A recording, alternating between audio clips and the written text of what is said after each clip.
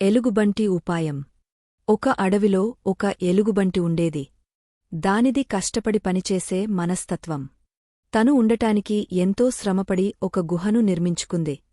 రంగురంగుల పువ్వులు, రకరకాల ఆకులు ఏరుకునివచ్చి గుహకు అలంకరించింది. దాంతో ఎలుగుబంటి గుహ చాలా అందంగా తయారైంది. జంతువులన్నీ వచ్చి ఆ గుహను చూసి ఎలుగుబంటిని అభినందించసాగాయి. ఆనోటా ఈనోటా ఈ విషయం అడవికి రాజైన సింహానికి తెలిసింది. దానికి ఈర్ష్య కలిగింది. అడవికి రాజును నేను. అంత అందమైన గుహ నా దగ్గర తప్ప మరొకరి దగ్గర ఉండటానికి వీల్లేదు అనుకుని వెంటనే ఆ గుహను వెతుక్కుంటూ బయలుదేరింది. సింహం ఆ గుహను చూసింది. నిజంగా చాలా బాగుంది. నేనిక్కడే ఉంటాను అనుకుంటూ లోపలికి వెళ్ళింది. అక్కడున్న ఎలుగుబంటితో, ఇకనుండి ఈ గుహ నాది. నువ్వు బయటకు వెళ్ళి మరో గుహ కట్టుకోపో అని శాసించింది. ఎలుగుబంటికి ఏం చేయాలో తోచలేదు.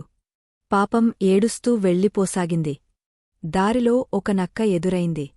జరిగిన విషయం విని నక్క, బాధపడకు, నేను చెప్పినట్టు చెయ్యి అంటూ ఒక ఉపాయం చెప్పింది. మరునాడు ఎలుగుబంటి ఒక సంచి తీసుకుని సింహం దగ్గరకు వెళ్ళింది. ఆ సమయంలో సింహం నిద్రపోతోంది. ఎలుగుబంటి నెమ్మదిగా ఆ సంచిని అక్కడే ఉన్న ఒక బల్లమీద పెట్టి బయటకు వచ్చేసింది.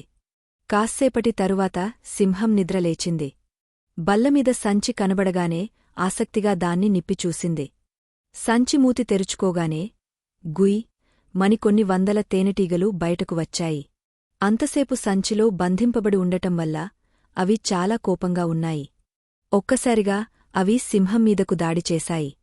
వాటిని తప్పించుకోవడానికి సింహం గుహ బయటకు పరుగెత్తింది. తేనెటీగలు దాన్ని వదలక వెంటబడి మరీ కుట్టసాగాయి. అలా తేనెటీగలు సింహాన్ని చాలా దూరం తరిమాయి. సింహం ఎలాగోలా వాటి బారినుండి తప్పించుకుంది. ఆ సంఘటనతో భయపడ్డ సింహం మళ్లీ ఎలుగుబంటి గుహ పేరెత్తలేదు. సింహం పీడ విరగడవడంతో ఎలుగుబంటి తిరిగా తన గుహలో ఆనందంగా ఉండసాగింది.